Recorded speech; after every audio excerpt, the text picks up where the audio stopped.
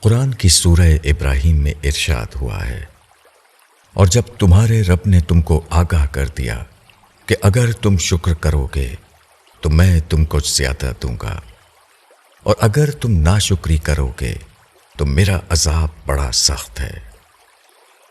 And remember all the time when your Lord declared, "If you are grateful, I will surely bestow more favors on you.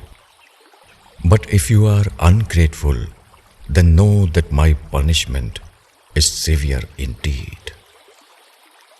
سورہ ابراہیم آیت 7۔ قرآن کی اس آیت میں نعمت میں اضافے سے مراد یہ ہے کہ دنیا کی زندگی میں جو انسان خدا کی نعمتوں کا سچا شکر ادا کرے گا، اس کو آخرت کی جنت کی صورت میں زیادہ بڑا انعام دیا جائے گا۔ شکر دراصل اعتراف یعنی ایکنالجمنٹ کا دوسرا نام ہے۔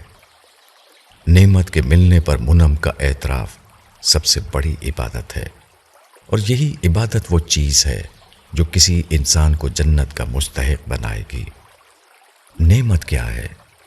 نعمت دراصل احساس لذت، سینس آف انجوائمنٹ کا دوسرا نام ہے۔ کوئی چیز پر لذت اس لیے ہے کہ ہمارے اندر لذت کا احساس موجود ہے۔ اگر لذت کا احساس نہ ہو تو کوئی بھی چیز لذت کا ذریعہ نہیں بن سکتی۔ کائنات میں انسان واحد مخلوق ہے جو لذت کا احساس رکھتا ہے۔ موجودہ دنیا میں انسان کو عارضی طور پر اسی لیے رکھا گیا ہے کہ وہ لذتوں کو محسوس کر کے خدا کا شکر ادا کرے۔ جو انسان اس دنیا میں حقیقی شکر کا ثبوت دے گا، وہ اگلی دنیا میں ابدی جنت میں بسایا جائے گا، جہاں وہ اپنے احساس لذت کی کامل تسکین پا سکے۔ موجودہ دنیا انسان کے لیے عارضی شکر کا مقام ہے۔